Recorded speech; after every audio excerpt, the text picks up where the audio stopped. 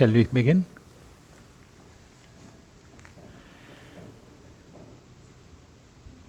With a very heavy heart, we announce the passing away of our beloved founder and chairman emeritus Sri C.K. Mehta, who departed peacefully on July 3rd, 2023 at the age of 91 years. We shall now observe a 1 minute silence to give tribute to the departed soul.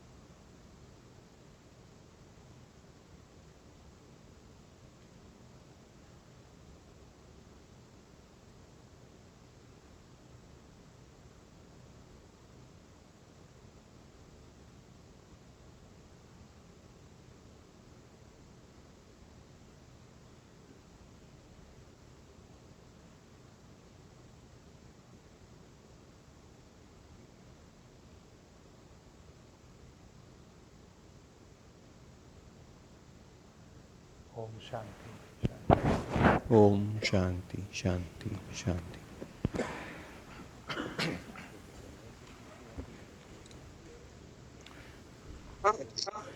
It was the early 70s when a young man of the age of Maulik, maybe he was about close to 40 years, made a bond with all of you, dear shareholders, when Deepak Nitrite first launched its public issue. He promised that Deepak Nitrite would go a long way. And the investors, I remember at that time, gave a thumping support in terms of the public issue was oversubscribed by over 20 times. This was an issue of a company which was unknown, entrepreneur was unknown, but when they heard Mr. Mehta, they were filled with confidence that he is a person who will deliver. And he did deliver. Within 2 years of the issue, the company gave its first dividend, which was unheard of in those days when new plans come up. Within a matter of 4 years,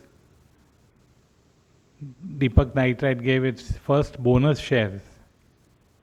And within 7 to 8 years, Deepak Nitrite was on his journey to create a company 10 times its size, which was Deepak Fertilizers. So such had been the passion, the drive, the commitment of our chairman, our earlier beloved chairman, my father, Mr. C.K. Mehta. And during these years of his journey, he kept committed to 3 major principles in life. One was he would always say, think big. And he would demonstrate it by his own acts, like the way, as I mentioned, to think of putting up a company 10 times your size just in 8 years of your existence. Today I'm very happy to share that the company that he started off and raised some 22 lakh rupees from all of us as shareholders. Today the company itself is worth 25,000 crores as market cap, and we have come a very long way. His other desire to always take care of stakeholders, be it workers, be it shareholders, be it customers, be it suppliers. I would have been very happy if he was here today with all of us and would also go through the voting of perhaps giving the highest ever dividend. I believe we would be crossing 100 crores as dividend itself. Again, a record which it would have made him very, very proud. And finally, giving to society. And that is what he worked all his life, whether it was as a part of running Deepak Nitrite, and there would be calamities coming. A lot of us in our younger days were required to stop working on manufacturing and marketing, and for 3 months we were put into rural jobs of seeing how the villages who had lost their animals were supported. And in a way, my first experience was, how do you choose a camel when you have to give, and how do you look at their teeth in order to decide which is the best camel? So those were the days, and today I would want to also share that the foundations he has laid through Deepak Foundation, etc. We serve every year more than 2 lakh people across the country. Last year, we asked Deepak Foundation has worked to improve the lives of 50,000 people who are otherwise suffering from TB. They have been taking care of number of orphans, number of children going through education, and at the end of the day also looking at end of life patients in terms of palliative care. All of this had been the dream of one single person, Ms. Mehta. We have a small 2-minute video depicting his life journey. May I request the same to be played?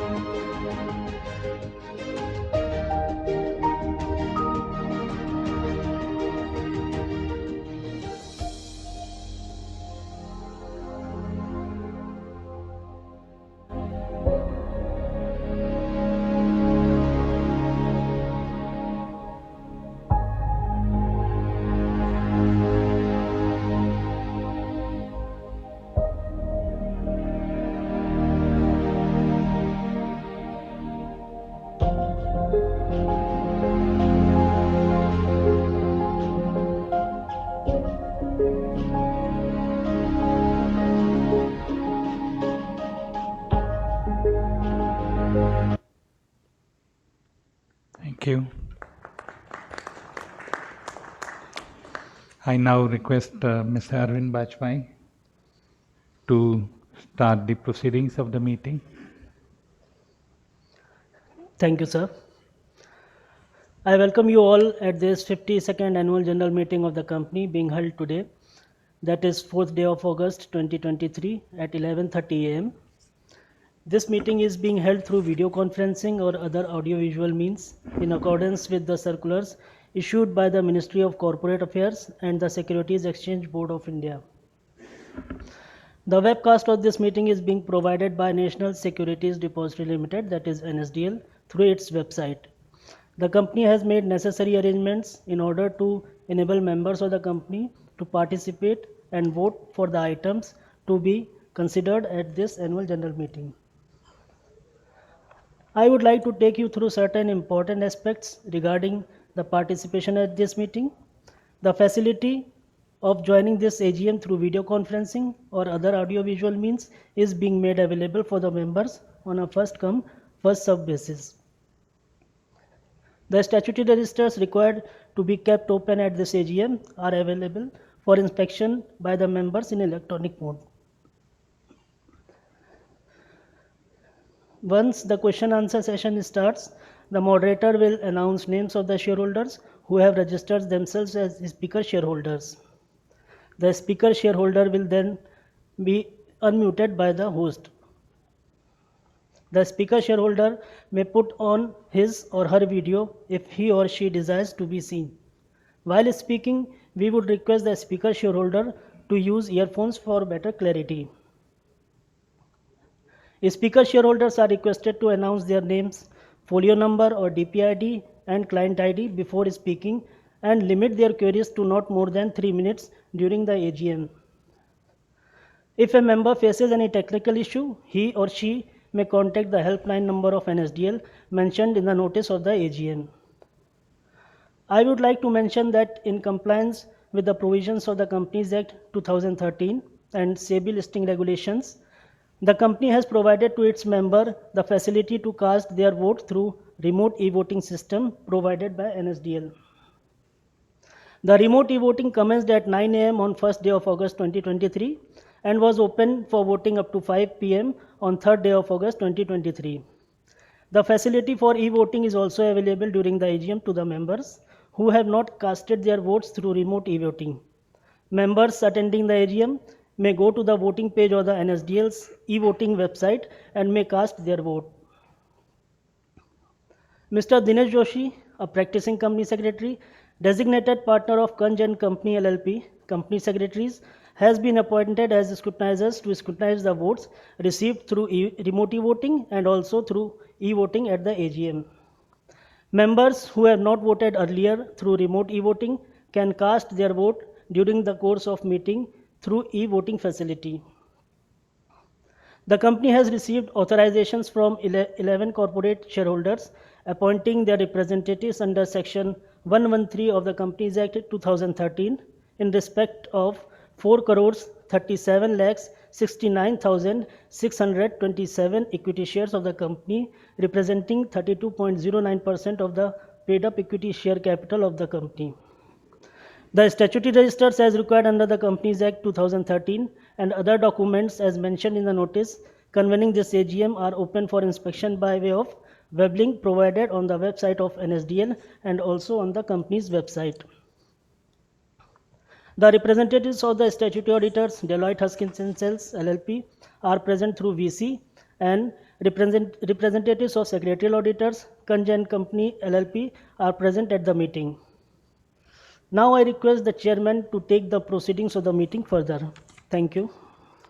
Thank you, Mr. Bajpai. I once again welcome all of you for the 52nd annual general meeting of the company.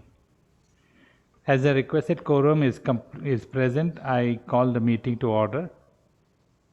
With me here on the stage are all the directors of the company except Shri Dilip Bhai Choksi and Shri Vipul Shah, who have joined the meeting through video conference. I request Shri Dilip Bhai to introduce himself. Thank you, Mr. Chairman. I'm Dilip Choksi. I'm an independent director of the company and also the chairman of the audit committee. I'm attending the 52nd annual general meeting of Deepak Nitrite Limited from Ahmedabad, India. Thank you. Thank you, Dilip Bhai. May I now request Vipul Bhai to introduce himself? Morning, everyone. I'm Vipul Shah. I'm an independent director and attending this meeting from Mumbai.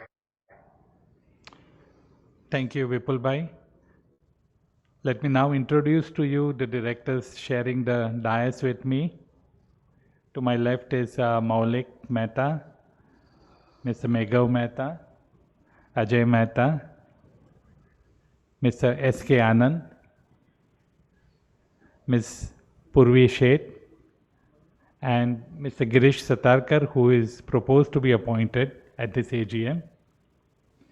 On my right are Mr. Sanjay Upadhyay, Punit Bhai Lalbhai, Prakash Bhai Samudra, and Mr. Sanjay Asher.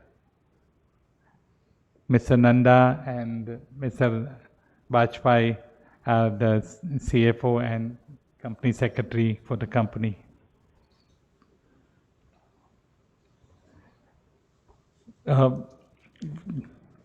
At this stage, I would like to mention about the fact that Mr. S.K. Anand, who is right now here with us, this would be perhaps his last AGM because he has not offered himself for reappointment. But at this stage, I would like to share with you the immense contribution that Mr. Anand has made. Mr. Anand has been more of a technocrat who grows up in IPCL and rose up to the position of director of IPCL. Over the years, as IPCL became a part of Reliance, he continued there. And when he retired, he agreed to help companies such as Deepak, who are looking at making major investments in the petrochemical space. He joined the group as a director, and he was very, very supportive of our initiatives to put up the phenol and acetone plant. A lot of guidance based on his experience as a technical person, was supported by also a lot of guidance in terms of organization build-up, getting the best of talents across the country to put up these plants. Over the years, he has also helped the second generation, both Maulik and Meghav, to take in additional responsibilities, and beyond that, he has been an active member of our various committees. He has not only been a part of the audit committee, the nomination and remuneration committee, the risk management committee, and the project committee. And through all of these committees, he has also worked to ensure that the core culture of Deepak Nitrite gets to be built up based on ethics, best of concern for people, and constantly looking at future growth. So I really take this opportunity, Anand Saab, to thank you very much for all the support you have given. And I'm sure you would continue to do the same.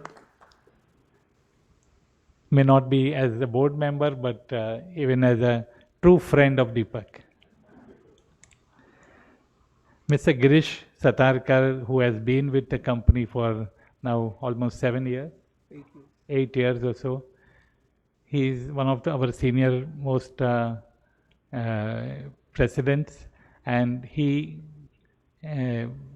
has not only looked at business of bulk intermediates, but has also been very, very active in seeing how the teaming up of Deepak takes place, particularly when there have been challenges.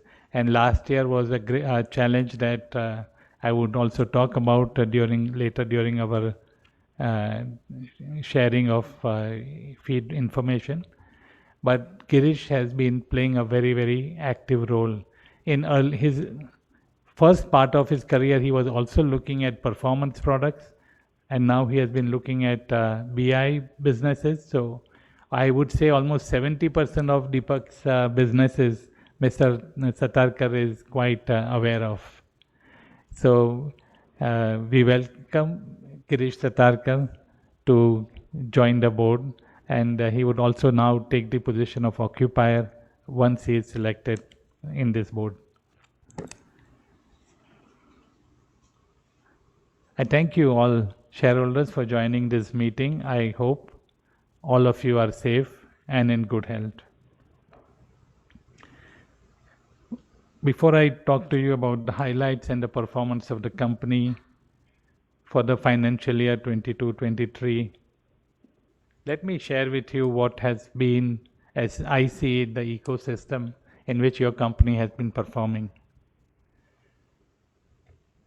Last year, you may all recall that a war which was supposed to be a one-week war continued for over a year and still continues. The Russia-Ukraine war.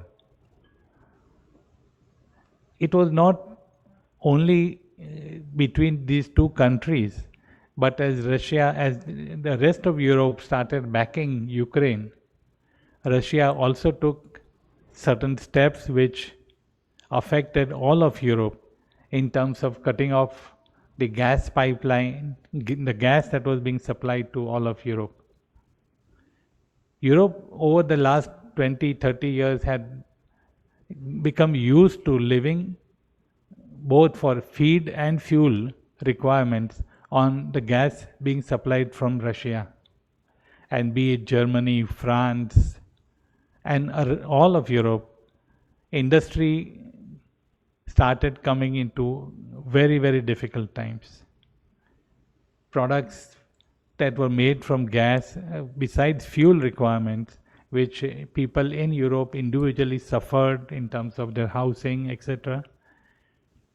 The feed requirements of gas was for products like fertilizers, including products like ammonia, which are building blocks for fertilizers.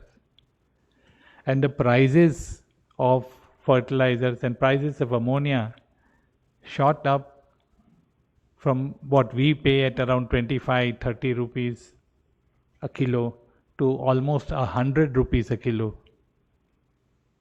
And millions of tons of ammonia and fertilizers all over the world were then getting priced at 4 times the normal prices. I believe even in the last 100 years, these sort of prices have been never ever touched.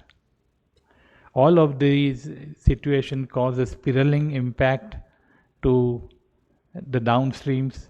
Agriculture worldwide was affected in terms of production, as farmers found it more and more difficult to buy such high-cost fertilizers.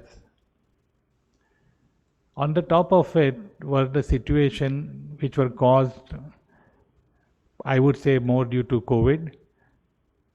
As a result of COVID, the government in earlier times had given a lot of support and relaxation in the from monetary point of view, which actually ended up causing a lot of surplus in the economy. To correct this, the governments of the world started taking a corrective action to tighten the monetary position, which therefore started increasing interest rates and started increasing inflation all over United States and Europe. On the other end was China, the biggest, I would say the biggest manufacturing country, or at least so far as the chemicals is concerned, the biggest manufacturing country. China not only suffered from reducing demand from Europe and America for its own products, for the products that China was making and exporting to Europe. China also started facing a significant drop down in consumption by its own domestic markets. The real estate business went through almost a bust, and overall, whatever pace at which China was growing was suddenly brought down significantly, creating a lot of new capacities coming up at a time when the demand was actually going down. So under these circumstances, when we look at India, I feel India was the lone shining star in this world economy, growing consistently improving its quality of life of people, and impacting, therefore, a positive growth for the chemical industry. Today, India has become a $180 billion chemical a country consuming chemicals, and we are seeing that this will rapidly grow to close to $300 billion by 25-26. And it is expected that if this rate of growth happens, by early 40s, we would have crossed $1 trillion. That is the rate at which the chemical industry is growing in India in terms of consumption. So when we looked at this situation, and when we now look at Deepak in these circumstances, we do find that we are very fortunate to be in India. In India, the growing marketplace, in India, the growing opportunity. The year, as Deepak Nitrite saw, while it started very well, we had some key challenges during the year. We had the challenge of a fire that took place sometimes in June, which impacted at Nandesari, which impacted the plant performance, which was required to be shut down, and we had to literally put up a large section of the plants. I am very, while it is saddening to have such a fire, but I am very happy and proud to see that the team that worked to put this plant back, put it back in a record time. I know that this whole plant, when we put the project in 1970, it took us about close to 18 to 24 months. But this significant portion of the plant, when it was re-established, we were able to do it in less than 3 months' time. And that only talks about the commitment, the passion, the vigor of Deepak's team. So I take this opportunity to again thank the Deepak team who did a wonderful job in bringing this plant back. On the phenol business, if the world was seeing increasing capacities and therefore reducing margins, the phenolic team retaliated to see how to still make a difference. And a plant which was about 200,000 tons capacity when we put up, and which had already crossed 250,000 tons of capacity in the year 2022-23. The phenolic team committed that we will do even better. In fact, there is a joke that we used to say that besides making phenol, we should also have a shop making mithai, because every month or 2 months the mithais would be distributed for one more record-breaking performance. And Deepak Phenolics was able to cross 280,000 tons production of phenol and associated acetone. So all of this actually shows the vigor, the energy levels, the passion that the company and the people have to constantly outperform, be what may happen in terms of the external environment. This outperform did not just stop at these two companies. A third company, as you know, Deepak Chemtech, which is a subsidiary, wholly owned subsidiary of Deepak Nitrite, has also taken upon itself projects both in fine and specialties and in bulk, totaling to more than 1,500 crores, and with the same amount of verve and commitment have been aggressively pursuing to see that these projects come into being. One of the plant comes up here in Nandesari near Baroda. The other comes up in a large plot of land that we had taken in Dahej. And Dahej is going to be a situation where every 6 months from now or from October, we will be seeing that one plant getting commissioned after another. This will also be an example of how the best of both thinking big and also working on specialties would be combined together to demonstrate how 2 plus 2 will not only make 5 but even much more. And therefore, this project team has been doing a wonderful job in seeing that all these projects are coming up in time, in spite of the challenges that were faced due to COVID, in spite of the challenges that some equipment were coming from countries like Germany, which were very badly affected. We are still working to see that all these projects are going to come on the scheduled time. The projects that are implemented, I would say about 50 to 60% of the investment would go more towards making ourselves more capable by integrating backwards and making some of the inputs that we currently consume. This will certainly therefore increase, it would be more of an EBITDA accretion, while the remaining products like MIBK, MIBC are solvents that would bring in newer businesses in the solvent space. If you may recollect, few years ago we did talk about solvents that besides acetone as a solvent, we would like to see as a group we go into more and more solvents, particularly looking at the way life science businesses are growing, be it pharma, agro. So after acetone, the next solvent we went was IPA, isopropyl alcohol. We doubled that plant in the next year. Now we are adding 2 more solvents by next year, which will continue to increase our basket of products that we serve the life science industry. So if I may look at therefore the year that went by, of course challenges did come. Of course we faced, as we more often share, that the year was a very unique year. We had special challenges.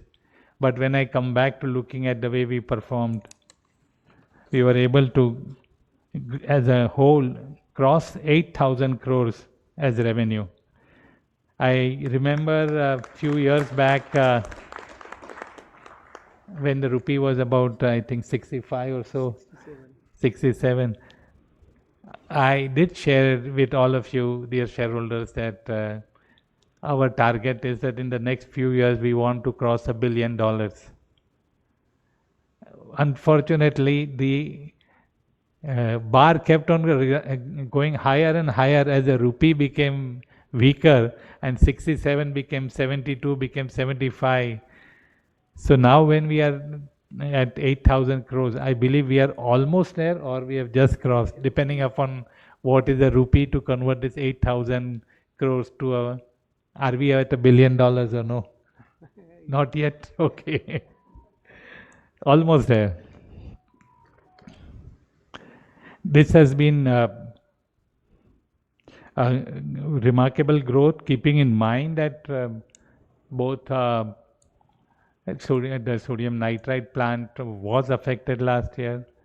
The prices of our products were affected. But all in all, I believe each and every plant of Deepak Nitrite brought in more volumes than they had brought in the previous year. And every year we want to ask ourselves, have we reached the capacity? Is that it? Is this max? Is it that now nothing more can come? And every year the team proves us wrong, that they are able to get more out of this. I think it is more because of constantly learning and understanding the plant performance and constantly trying to see how we can better. And I think it is more of human endeavor than the limitations of a plant and machinery.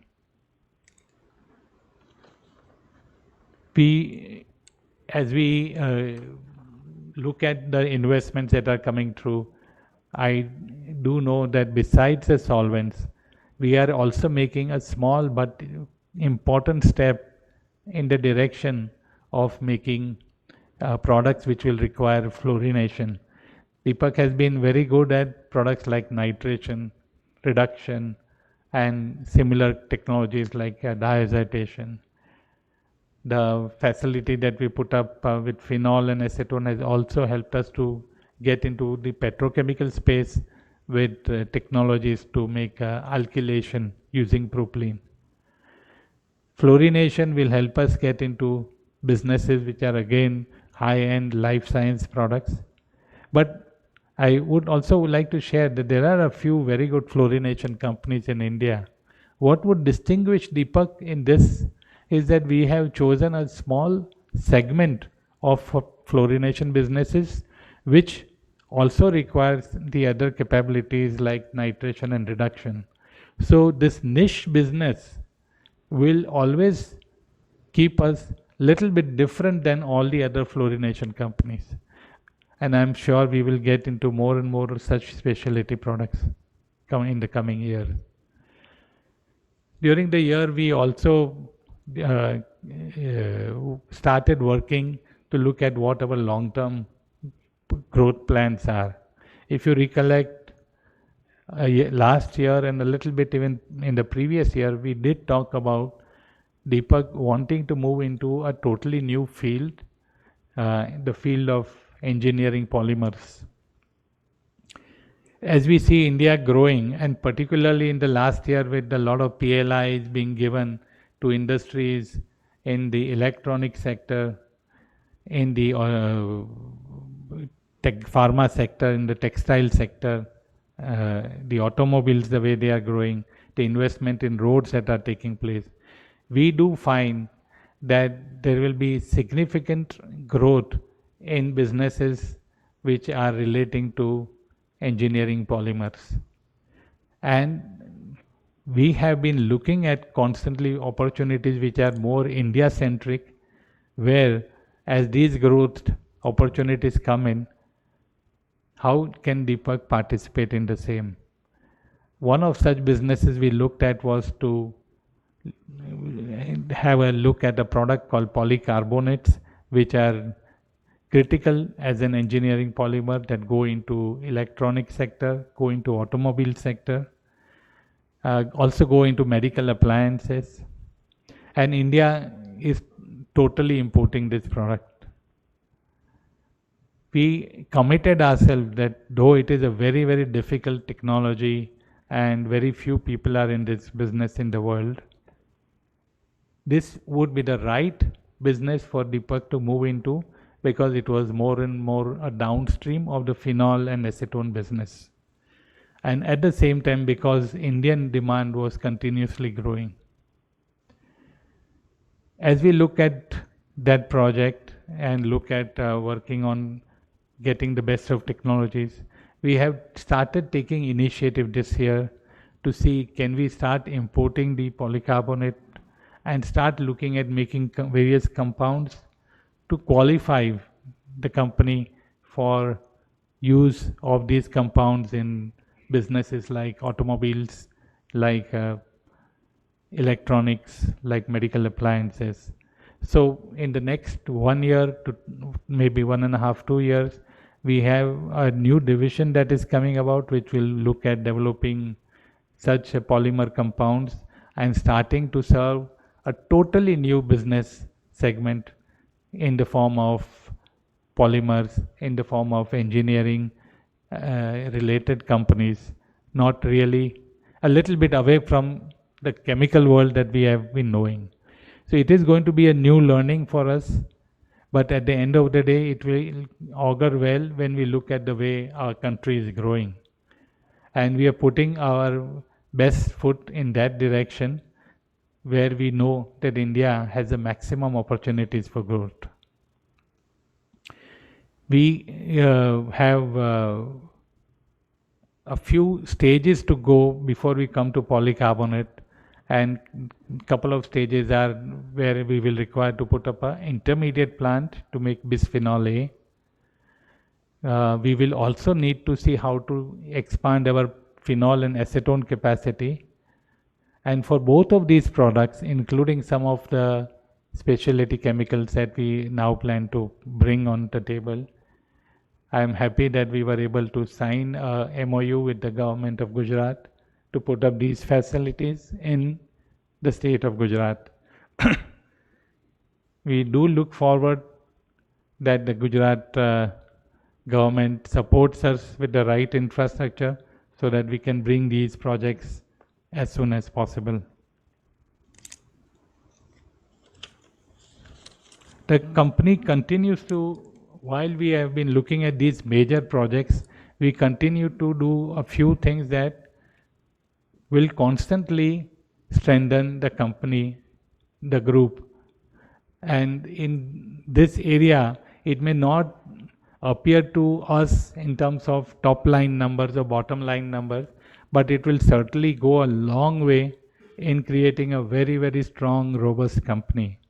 And the three areas that I would like to share are, one of them is in continuous increased priorities on ESG, our increased efforts on digitalization, and our increased focus on research and development.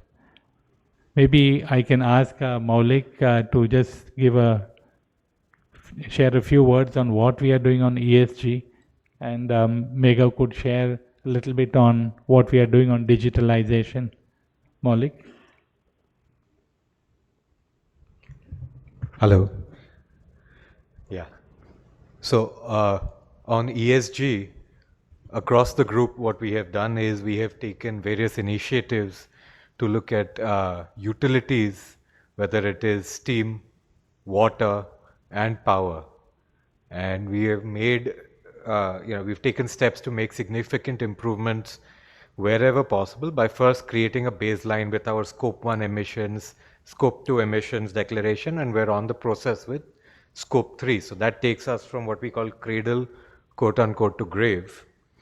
And in each of the locations, we have taken up various initiatives to improve both atom efficiency for processes which are already existing, as well as byproduct valorization.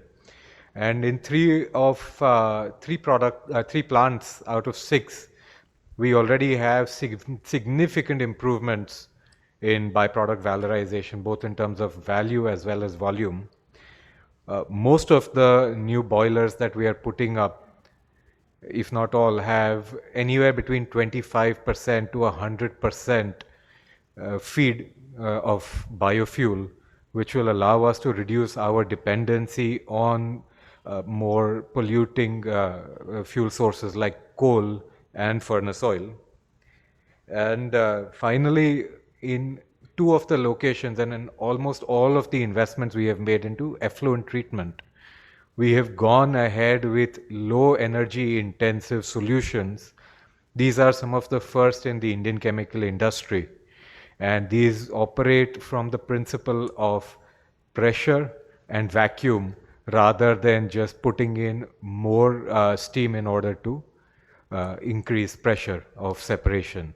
So as we move forward, our team will continue to identify more and more such initiatives, and we are committed to ensuring more and more transparent set of disclosures. Also, with regards to safety, we have ensured that from all of our sites, we are ensuring all our locations cross-audit other locations. We have invited the best of consultants externally to pressure test our systems, as well as having our internal safety reviews that are chaired by directors and had on a regular basis once every month.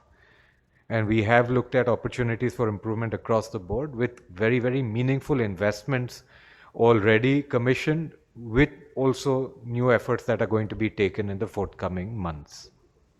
Thank you. Megha, would you like to share on? Good afternoon, everyone. While we consider ourselves as a manufacturing organization, our business is the business of atoms. But how we execute our business and how most organizations execute their business is through bits. And this is what brings us to bringing technology and digitization into our industry. Internal communication is all digital nowadays. Communicating with customers is all digital. How we operate our plants through distributed control systems, all of this is digital. So even though we are making atoms and molecules, and but the way we conduct our business is through bits and digits. The foundation for this is not only a good, robust system, good user experience, a good and secure environment, but it is also one which is constantly evolving with the way we do business and the way we have interactions between equipment and machinery to people and operations. We've spent a lot of effort in the last year on improving cybersecurity for the organization. We've evaluated our infrastructure, our networking. We've created backups and redundancies. We have also worked on improving the experience from a transactional standpoint at the plants with our customers, with increased visibility and transparency in terms of business process. We have taken a big effort, a big decision, and taken a lot of effort in migrating into SAP. We are doing a big ERP migration after many years of working in different systems. The intention of this is to be able to bring all of our data, all of our processes into one universal, what I refer to as a company's operating system. This will allow us to continue to improve our smart manufacturing capabilities by being able to draw in data from each individual small sensor across the entire multitude of sites that we have. The ability for us to do analytics on that data, to be able to support decision making, to be able to support reporting, to be able to support transparency and performance improvement in the organization. All of this is going to be brought onto one system, one universal system for Deepak Group. And this effort is going to be a multi-year effort to see its fruition. But we have taken the first few steps over the last year with a great set of partners, a great internal team, with a lot of motivation from across the departments. The biggest thing in this, though, people have been talking for many years about digital transformation. But while we are doing and undergoing a digital transformation, this is more a cultural transformation. We have to work with our people and our teams to help them understand and evolve into an organization that is executing with a digital first mindset. We have to train our people to see how to execute and extract the maximum value from what technology has to offer. We all may be using Word and Excel and PowerPoint, but we are aware that we only use a fraction of their capabilities. So for us to migrate into not only SAP as a big our ERP, but also then looking at all the bells and whistles on top of that about analytics and decision support systems, we're really engaging our teams to see how they can get the maximum from the systems so that they can maximize their own performance. Thank you. Thank you. So, besides these, so we continue to also give equally high importance to social governance as we look at our businesses. And one of the sub-strands that help us to move from, as we normally talk about cradle to grave, to change this to cradle, an initiative to see how we are able to, even from the waste of a product that we make, we are able to create another product and continue to see that the chemical industry actually contributes a lot more to the society. For all of these efforts and for a lot more in terms of making India capable of delivering much more value-added products, Deepak has also looked at investing significantly in its R&D initiatives. As of now, I think we have more than 110 people working in research and development across the company. And very soon we are taking initiatives to build up a large R&D facility at a place very close to Baroda, where this will be a state-of-the-art research and development facility. As we keep on increasing businesses from the organic, inorganic business to petrochemicals to specialties, it provides R&D a very, very wide canvas to keep on looking at businesses which could be catalyst based, which could be material science based, which could be something that merging between chemistry and chemical engineering. And therefore, I do feel that in the area of intermediates, Deepak would be one of the very, very few companies in India which will be able to boast of such R&D endeavor. I am sure that all of these will not show up immediately in terms of this month's or this quarter's or this year's bottom line. But when you look at Deepak for between now and the next 5 years, I do believe that the company 5 years later will be looking very, very different from what we are today. I may quickly also add on what we just recently discussed yesterday in our board regarding the performance for the first quarter of Deepak Nitrite. And in this, again, for the standalone Deepak Nitrite, which serves a number of customers in the space of agrochemicals, pharmaceuticals, dyes and colors, we have not been able to keep ourselves aloof from what is happening in the world.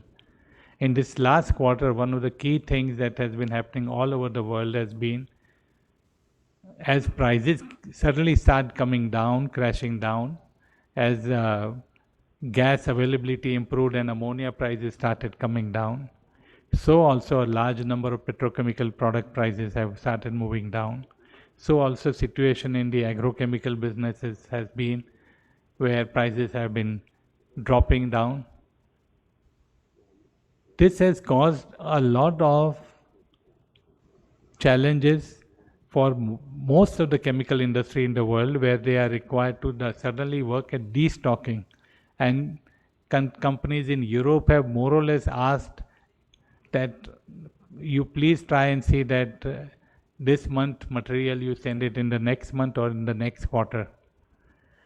In these circumstances, I would say that standalone Deepak Nitrite has still not been as negatively impacted as some of the other companies in the chemical sector. And we have been able to clock in a turnover of about 719, 720 crores. When we look at Deepak Phenolics, we have had 3 situations taking place. One, after a period of about 4 years, we have had one of our plant, our phenol plant, going through a major catalyst change, because of which we had to keep our plant off by about 10 to 15 days. The period also saw a huge amount of new capacities coming up in China, which were still into a stage of settling down, where the phenol acetone capacities came up, but the downstream capacities were still taking time. And that had caused a lot of pressure on prices and volumes of phenol and acetone all over the world. Companies in Southeast Asia, in places like Singapore, in places like Malaysia, resorted to bringing down capacity utilization by as much as 65-70%. For Deepak, we were able to ensure that whatever we were producing, we are able to sell. At the same time, prices certainly were under pressure, and that also contributed to causing of erosion of the EBITDA for the quarter for Deepak Phenolics. Finally, we also took a situation of falling prices in both inputs and outputs in the world and affecting also companies like Deepak to ensure that we are also destocking a lot of our material so that come July we do not carry any stock which is of the earlier period, which is of relatively higher prices. So all of these affected the performance of Deepak Phenolics. While volumes were still okay, our EBITDA margins were down by about 50% or so. And therefore, the company as a whole, we were able to see that our turnover was around 1800 crores for the quarter, and our EBITDA was about 240 crores for the quarter. Looking forward, I do see that so far as Deepak Phenolic is concerned, one of the best strengths that Phenolics enjoys is the growing Indian marketplace. And until a few years back, we used to be producing 230,000 tons, exporting some 30-40,000 tons, and selling the remaining in India. As Indian markets grow, we have not only increased our production to, as I said, 280,000 tons, but more and almost nil exports are taking place as we find that the Indian markets have grown and continue to grow.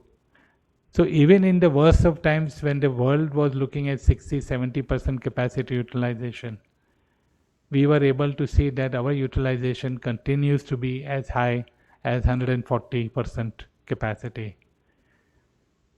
During this time of the shutdown that we took, we have also worked to see how some parts of the plant could be debottlenecked and what could be done to see that both we are able to get some partial improvements in capacities and partial reduction in operating costs. And end of the day, therefore, we do see that this challenge that has come on the phenol acetone prices only works to make us stronger even faster. With all of these happening at Deepak business, I do see that the company in a situation in which we are continuously growing. Today, as I said, not only Deepak looks at doubling our phenol capacities in the next 3 to 4 years' time, followed by the polycarbonate business joining in, but also constantly looking at how do we really keep on adding specialty chemical businesses. I foresee that for the next few years, every 6 months, we will perhaps see a new plant coming up, commissioned for one specialty chemical product or the other. The R&D is working on a number of new products, and we would see as they develop into good performing opportunities that we set up more and more of these specialty plants. And I therefore see that Deepak would be an excellent combination of large scale plants on one side and of every opportunity to get valorized into small specialty chemicals, we would be there.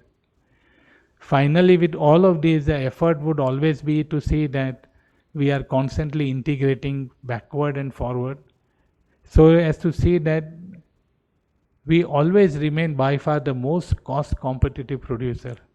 Even in phenol and acetone, when I look at us vis-a-vis competition in the world, I do believe that based on benzene and propylene that we purchase, our ability to convert them to phenol and acetone will perhaps be the lowest ever in the world. Maybe there will be some who are as good, but we would be in the ranking of some of the best companies.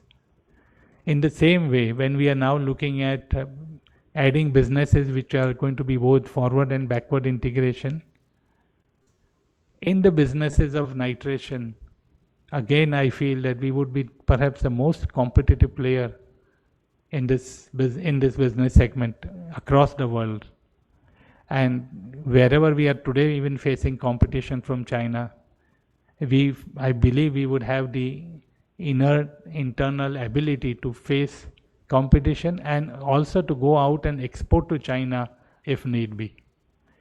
So I do feel that Deepak is investing itself both in terms of capacities, capexes, and mindset in becoming the most cost competitive company in the country, chemical company in the country.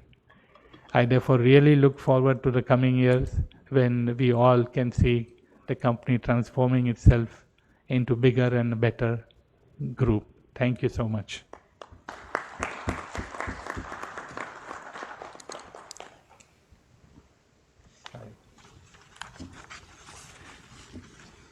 I may take any questions from any of the shareholders. If you can invite each one of the shareholders to share their details and the questions, and I would answer them after all of them have put their questions together. So, can you please check? Thank you, sir. I request the speaker shareholders to limit their queries to not more than 3 minutes each and ask questions or provide suggestions which are relevant to the company. The response to the queries shall be provided together at the end. We have our first speaker, Mr. Kaushik Narendra Shaukar. Mr. Shaukar, you are requested to provide your DP ID and client ID before asking your question. You may ask your question now.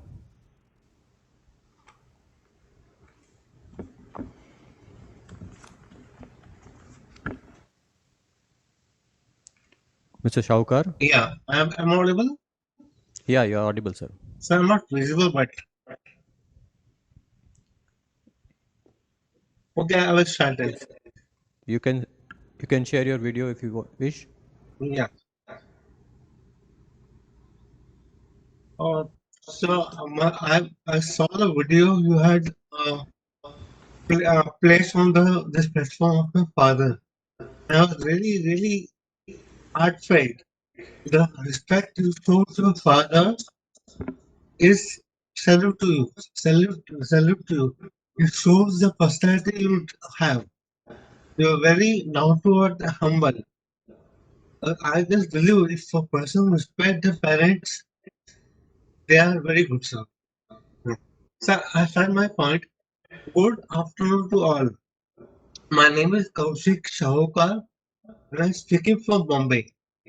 I'm honored to have the opportunity to address you all today and would like to express my gratitude for the board of directors for allowing me with this chance. First of I salute the board of directors for continuing VC mode of meeting, thereby allowing opportunity to pan-India shareholders. Sir, request you to continue the trend. I am a satisfied shareholder of our company and I must commend the management for the remarkable efforts in creating wealth of the shareholders, in particular minority shareholders. However, I like to raise a couple of concerns. My primary concerns pertains to the utilization of savings on account of virtual mode of meeting. I believe it will be prudent and fair to allocate a portion of these funds to the welfare of the shareholders, more particularly among speaker shareholders who actually participate in AGM as speakers. Considering the valuable contribution and active involvement in the meeting, it will be a gesture of recognition and appreciation to distribute small memento among them on the occasion of festivals and events. Sir, can you provide a breakup on account of physical meeting and virtual mode of meeting, if possible? I humbly request the board to consider my proposal and explore the opportunity of and explore the possibility of implementing the gesture of gratitude and appreciation. By doing so, I firmly believe that it will reinforce the positive rapport between company and its stakeholders and contribute to the overall well-being of our corporate family. My next concern is the company involved in the partnership of collaborations with disability advocacy group or organizations? How does the company engage with government bodies and stakeholders to advocate for the right and welfare of specially abled individuals? Are there any public awareness campaigns or initiatives by the company? Is this or initiatives the company is supporting the uh, promote special disability inclusion? Are there any public or awareness or campaigns or initiatives the company is supporting to promote disability inclusion? My next concern, can you provide the information about company's policy and practices that promote diversity and equal opportunity for all employees, including specially abled person? How does company support career growth and professional development for employees with disabilities? Are there any specific initiative to hire and retain specially abled person? My final concern is the companies have been hesitant in supporting individual needs, including myself. I have shared my credential in the past and followed consistently, but my requests have not been heard. Considered shouldn't aided differently abled person be a part of CSR activity? Then why company is hesitant in supporting me? I appeal for your support in certification work, including Form 15CB. Your assistance would mean a lot to me. If I can't get help from reputable company like Deepak Group, then whom should I turn to? I am resending my credentials after our meeting for your consideration, and I hope I will receive justice and proactive consideration for desired help and support.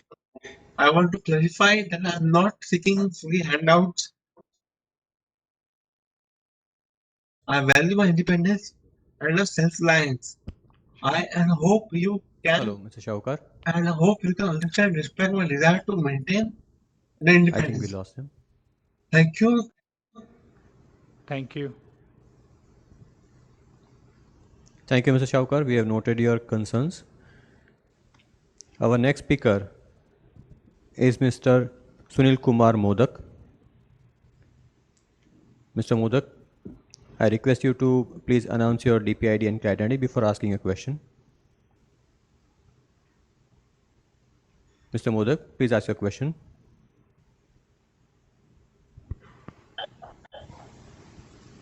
Hello, am I audible? Yes, sir, you are audible, sir. Good noon, sir. My DPID 1201090005384698. Myself Sunil Modak, joining this PC meeting from Calcutta, my residence, city of Joy, Calcutta. It is my pleasure to join this 52nd annual general meeting of Deepak Nitrite. And actually, I asked for a balance sheet, but I have not received that. 374 pages annual report. It is very difficult to read out in mobile and to read and to comment.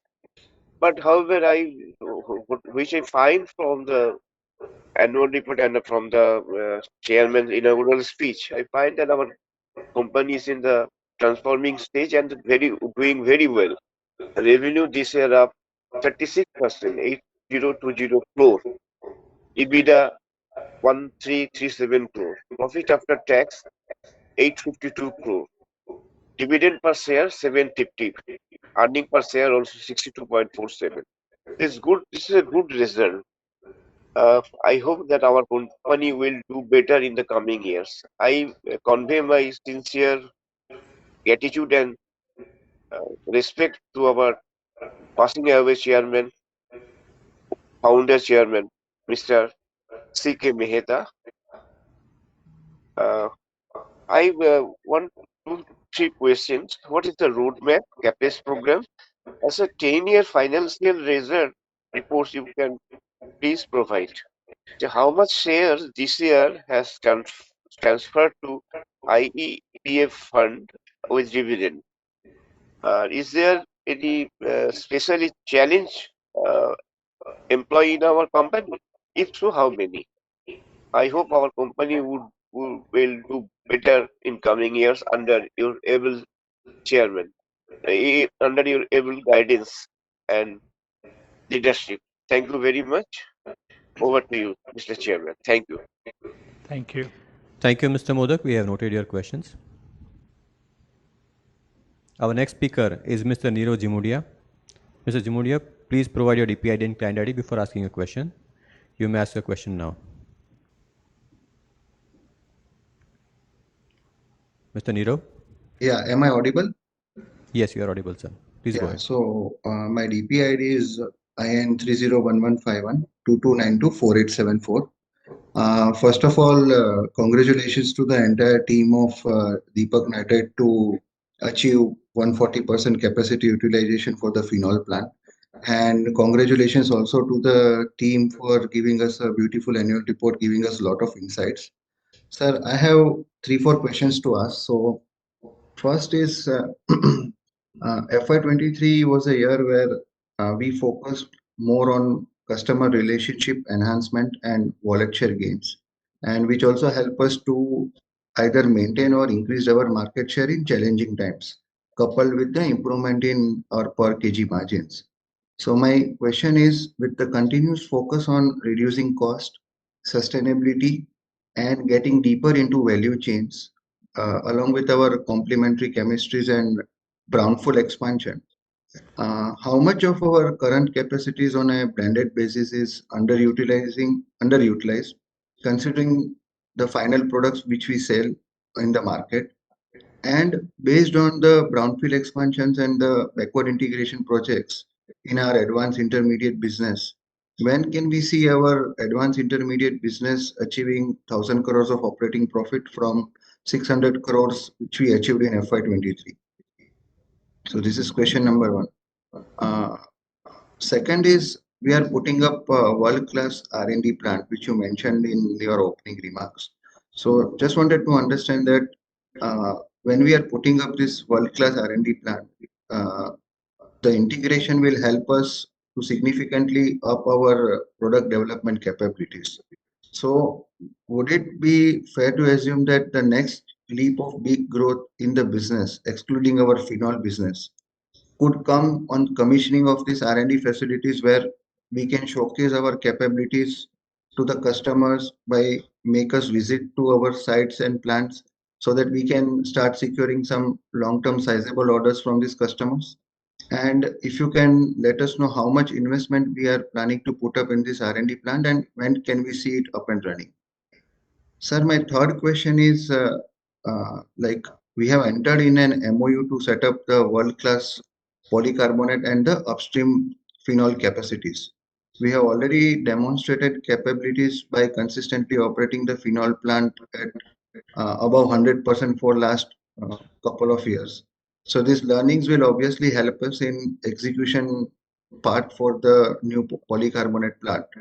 But apart from this, what extra we need to build up in terms of capabilities so that the project gives us a desired level of paybacks? How company will leverage its learnings of the existing phenol plant and capitalize on this, since there are very handful of players globally in polycarbonate with their compounding facilities set up in the regions where they sell their polycarbonates? So this was the third question. And sir, last question from my side is, in terms of our phenol acetone plant, we have been consistently operating our plants at higher utilization. So, additionally, is there a scope to reduce our per kg cost of production further from here at the phenol acetone plant, coupled with the fact that we have already debottlenecked the capacities also? And if you can elaborate this in terms of the initiatives taken in last 2 years, in terms of our learnings and lessons for the phenol plant, or where we have been able to successfully reduce our per kg cost of production, that would be very helpful, sir. So these were my 4 questions. I wish the team all the best for all our future projects, and I support all the resolutions. Thank you, Mr. Jimodia. We have noted your concerns and questions. Our next speaker is Mr. Digant Mehta. Mr. Mehta, you are requested to please provide your DPID and client ID before asking your question. You may go ahead and ask your question now. Am I audible? Yes, sir, you are audible. My name is Digant Mehta. My DPID is IN300888 and my client ID is 13998740.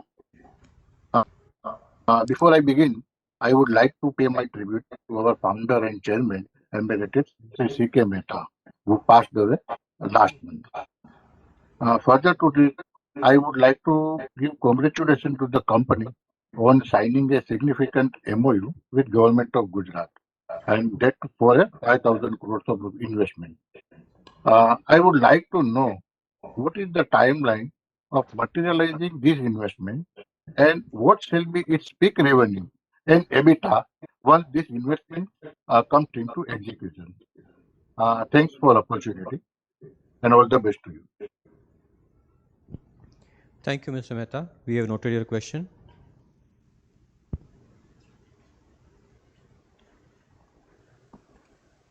Our next speaker is Mr. Shailesh Vaidya. Mr. Vaidya, you are requested to provide your DPID and client ID before asking a question. You may ask your question now. 302-902-420-41379. My heartfelt condolence for the passing of our beloved founder, Sri C.K. Mehta sir. Let me congratulate Sri Deepak Bhai for getting prestigious awards during the year. I would also like to congratulate Sri Sanjay Upadhyay for getting Best CFO awards, as well as the Finance and Secretarial Department team for getting ICAI Award for Excellence in the Financial Year Reporting for Financial Year 21-22. Sir, we are happy for a good set of numbers during financial year 23. I have glanced through the number of Q1 and it seems subdued as compared to the previous quarters. Please guide us through company's estimate for the financial year 24 and 25. Thank you very much. Thank you, Mr. Vaidya. We have noted your questions. Our next speaker is Mr. Prakash Kedia. Mr. Kedia, please provide your DPID and client ID before asking a question. You may ask your question now.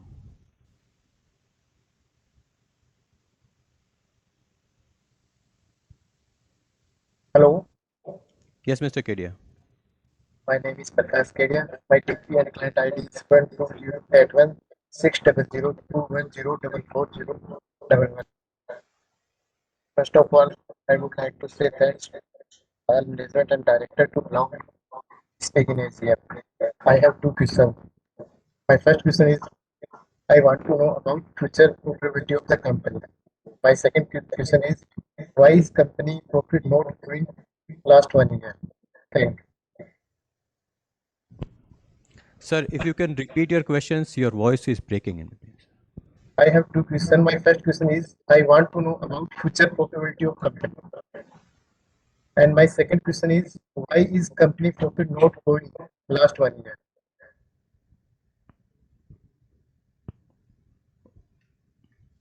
Okay, if I understand correctly, your first question is about future profitability of company.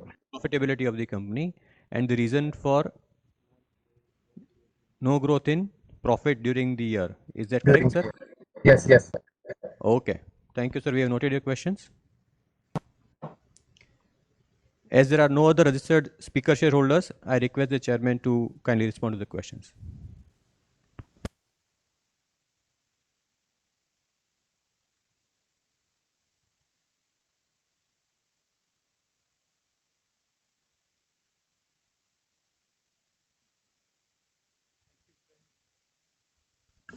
Thank you, friends. Kaushik Saukar was inquiring about what is the company doing about both advocacy as well as helping specialty abled individuals and also working to improve diversity. I would only share that the company continues to keep this as a priority to improve the diversity. Currently, the first focus has been to see how do we improve the diversity in terms of gender and have more and more ladies working for Deepak. In terms of looking at specialty abled people, one of our first priority has been actually through Deepak Foundation, where we have taken upon ourselves here in Baroda to take care of differently able people, particularly those who are either physically handicapped or those who have challenges for vision, where we are already invested and running a institute which takes care of 60 children who are visually challenged and are trying to see how best to help them. Some of you may not be aware who are staying outside of Gujarat that one of the persons we helped her to ensure that she learns and gives her exam using the computer, though she was visually challenged. And between both her and the foundation worked hard to convince the government that she could give an exam on her own without the help of anybody else. And she performed very well. Even the Home Minister in Gujarat sent a congratulatory letter to Deepak sharing that this is a very good job done. The other initiative that Deepak is doing is to see that how some of these children who are otherwise having some handicap or the other can enjoy inclusive education. And this initiative to see not only that we help these young people who are having best of brains but have some or the other physical handicap, we help to teach them by keeping them in a hostel that we are running. We help to see that we work with various schools to convince them that they should be treated as normal students and participate as normal students. And we have helped some of these students to become part of the normal schools that are here besides the special schools that are running. So that effort is continuing, and frankly we are not limiting ourselves just to this part. As I mentioned, even on the other side, issues such as educating children who otherwise economically are into challenging situations. We are running mobile books and mobile libraries across quite a few states in the country, and working with each of the children to see how we can work to improve their cognitive skills and they can do much better. So this is a continuing initiative by Deepak as a group. We will certainly look at your particular paper as you send it and see if there is anything that we can do in this regard. Mr. Modak mentioned about not receiving the balance sheet. I would certainly ask my team to check on that and work to ensure that in future this does not happen. In terms of roadmap of growth, I have already shared that company continues to grow into businesses which are in both large scale capacities and fine and specialties. more of our large scale capacities would be coming up for India needs. We are very, very much committed to Atmanirbhar Bharat and would like to see that more and more of the demand supply gaps that are there are reduced by companies like Deepak making these products. On the specialty chemical side, the focus would be more to see how we could become not only an important supplier to Indian life science companies, but also to European and American life science companies. In these days, when more and more European companies are looking at an option of China plus one, India and Deepak have great opportunities to fill up some of these spaces.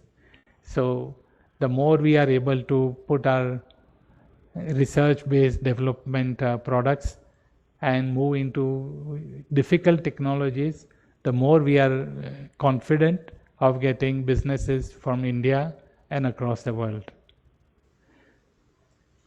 Regarding 10 years financials, I will certainly ask our team to see that they continue to be reported in our annual reports.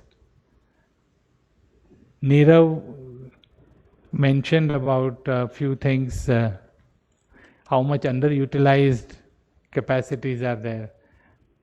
I do realize that from an investor's point of view, a half empty glass is also significant in terms of the opportunities that are lying unutilized or underutilized. For us, I think there has always been a race between working to see how to fully utilize the capacities and how to constantly debottleneck them to again get something more. If you can see the phenol business itself, when we reached 100% capacity at 2 lakh tons, we would have said the glass is full, but the glass never gets full. As soon as it gets full, we try to increase the length of the glass. And therefore, this challenge of seeing that we are constantly updating our plants to get more is something that is in the DNA of Deepak. There is also that capability to see that as increased demand come up, how do we really make quick investments to debottleneck our capacities and quickly capture opportunities. We would never leave an opportunity lost because we didn't have the capacity. And finally, some of the areas we keep on working on investing into plants which are multi-purpose plants. And therefore, if opportunities do come where there are better margin products that could be made in the same multi-purpose plants, we are able to take those opportunities. At the same time, start building up opportunities for capacities for even not losing the low-end products that are there. In terms of R&D, today a lot of our R&D is being done from our current plants, like our major R&D initiatives are currently being done from Nandesari, where our sodium nitrite and other plants are there. But soon we are planning to put up an exclusive R&D center in a place called Savli, which is not far from Baroda, where a lot of other R&D centers are also there. This will help us not only to get the best of talent, but also see that Baroda being a good city, the people who come to work will have a good home life too. We would be investing close to 100 crores in setting up this state-of-art research center, and it would come up maybe in the next 18 months or so. But in the meantime, efforts continue to research on processes, technologies at all of our current sites, and we continue to see that we are fostering newer innovative ideas, be it in producing new products or creating innovative solutions for our current products. You mentioned about advanced intermediates, how would it cross a PBT of 1,000 crores? I would like to urge you to now look at Deepak as a Deepak Group company and not look at Deepak or advanced intermediates alone. Because even in Deepak Chemtech, we would be making specialty products similar to advanced intermediates, maybe going into some different segments, having some different uniqueness in them. So sooner than later, I would urge that we see Deepak as a group. I can assure you that we will grow as much into bulk products as we would grow into products which are specialties and advanced intermediate businesses, whether they will come in Deepak Nitrite or Deepak Chemtech. That will be based on where the best capability lies. But the company will continue to ensure that the ratio between bulk and specialties, which is there today, will continue to be there over the next 5 years. There would be times when one business has come up faster than the other, but over a 5-year period, you will see that the structure will remain more or less the same. Regarding polycarbonates, you have rightly mentioned, it requires a lot of development in terms of the marketplace, in terms of working with different and various applications. For us, it is going to be certainly a new business, and therefore we have worked to see that much before the main plant comes up, we start developing these compounding products and start marketing them.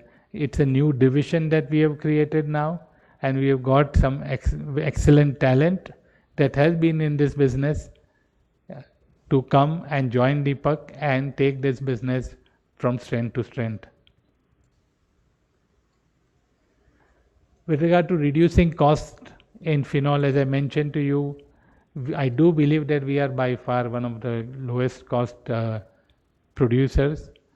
At the same time, this DNA that I mentioned, which is there in Deepak, to constantly challenge oneself to improve even further, be it in reducing costs, be it in increasing capabilities, I am sure will continue. In this last 1.5 years, we have also invested in our own power plant, which has not only brought our cost down. Our cost of power used to be almost 7-8 rupees. Now it is about half of that. But we have also been able to see that there is stability of power, which is contributing to consistent increased production.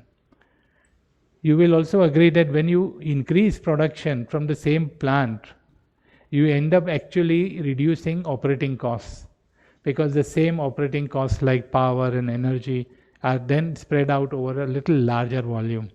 So we will always be working to see that we are getting to be more and more cost competitive as we increase volumes from the same plant. Of course, a lot of new ideas are also, quite a few new ideas are being thought of, how to valorize products, how to valorize waste products, how to get more value out of byproducts, which all in all will again improve the profit performance of the phenolics business. Diganbhai mentioned about the investment timing.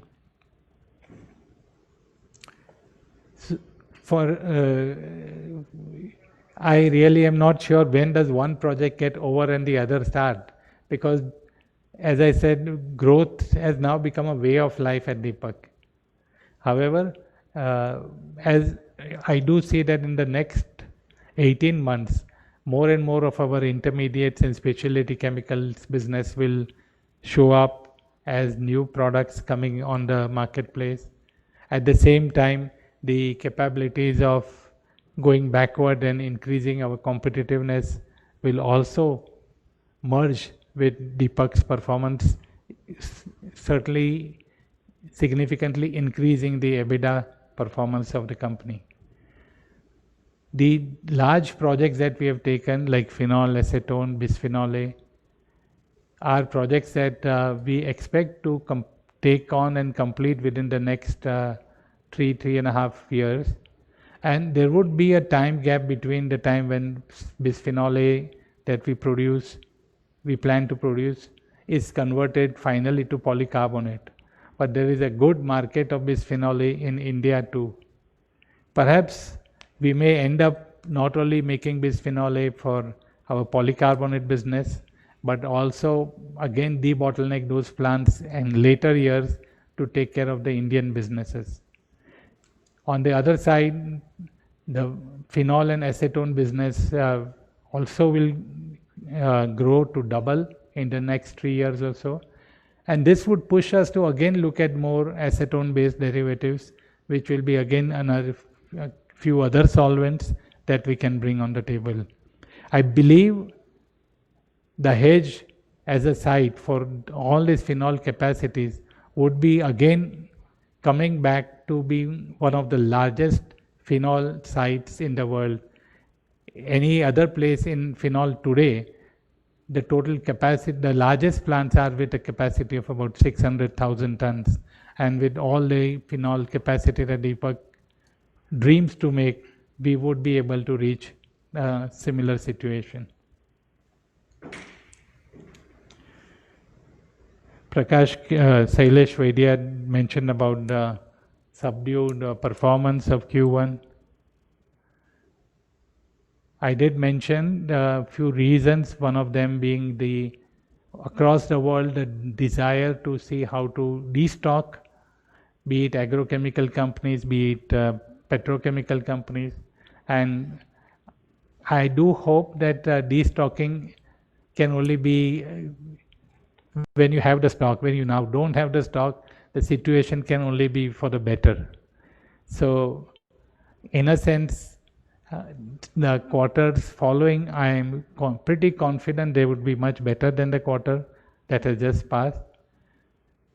In terms of predicting profitability, it has now become harder with the world constantly changing its situation. I can only say one thing, that over the years, as even new capacities that come about, one of the things, for example, in phenol and acetone, as new capacities have come, this time on, the new capacities have come in an integrated manner. So once all the plants which are in that integrated chain start producing in China, we believe the impact of the one-time phenol and acetone being very, very surplus in the market would not be there for long. And it would then be finally the integrated businesses that would be put into the marketplace. So to that extent, phenol acetone, I believe the margins may certainly improve, may not be as good as the best years 2 years back when we had, because phenol acetone also has cyclical pricing.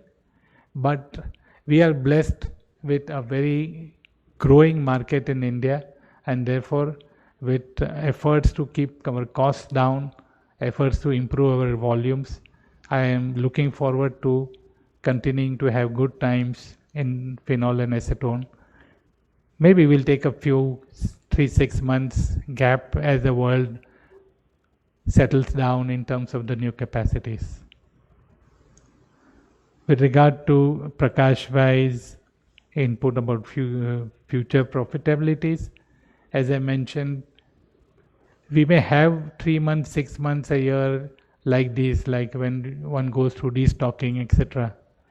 But we have a very clear vision where we want to go. We see opportunities right in front of us, particularly the way the country is growing. And we do see, therefore, that both top line and bottom line will continue to grow and continue to help us invest further and further in the business of chemicals. The reasons for our last lower growth in profits compared to the previous year, I would only share that the previous year was really one of the best years ever, particularly on the fine and specialty side as well as the phenol and acetone side.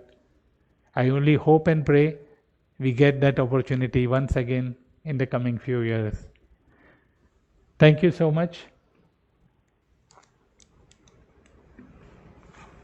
And I hope I have answered all the questions. Now, can I request Mr.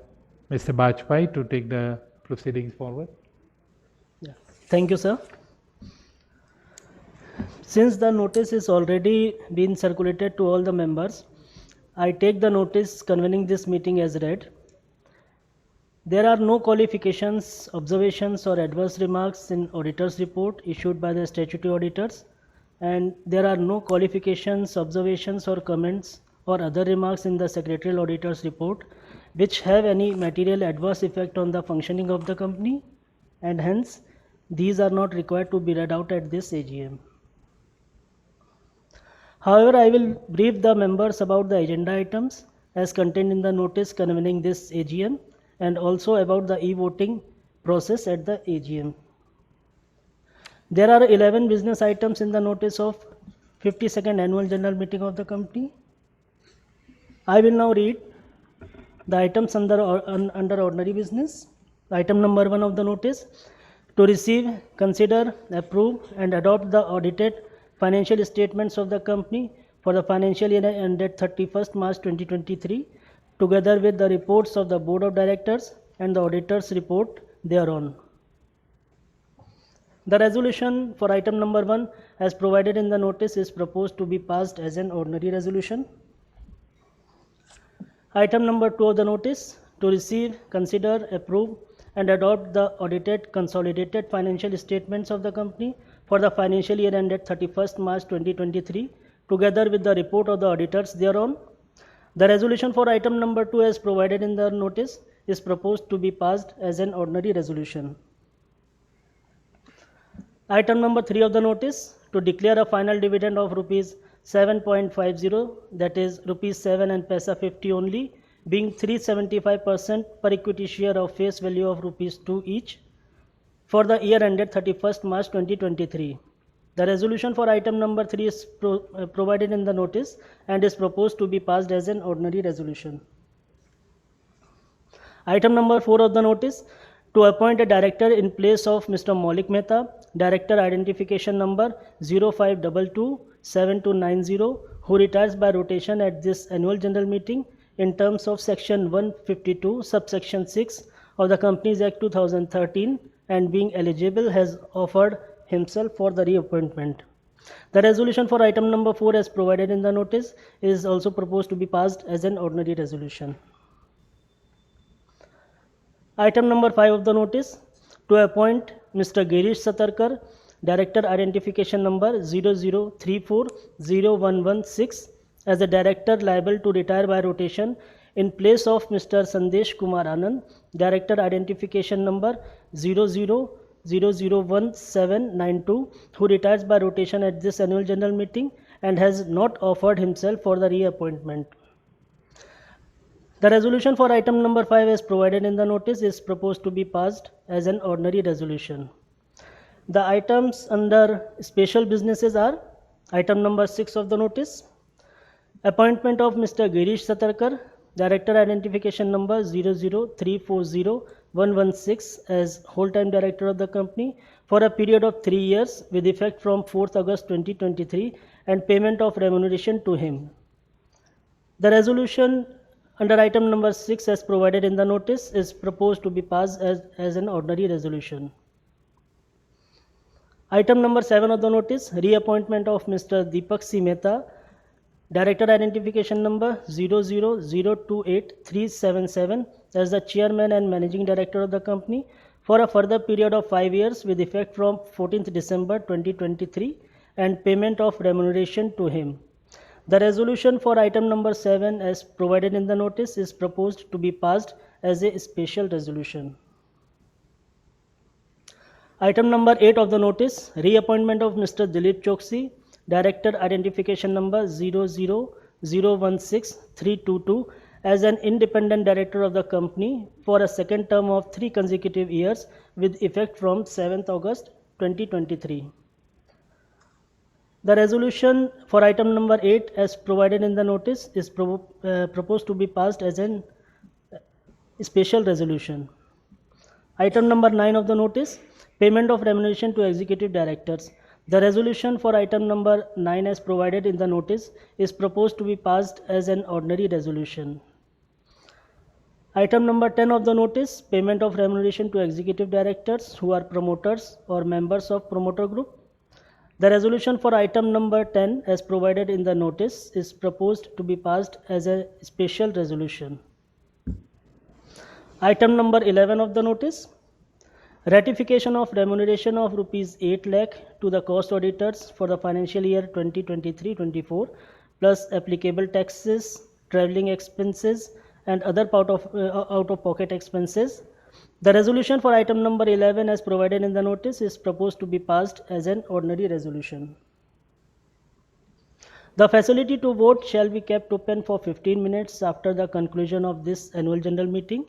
Therefore, members who have not casted their votes yet are requested to do so. Now I request the chairman to give his concluding remarks. Thank you. Thank you, Mr. Bajpai. I thank all the shareholders for joining this meeting through VC. I also thank all the directors and other participants for joining the meeting, both physically and through VC.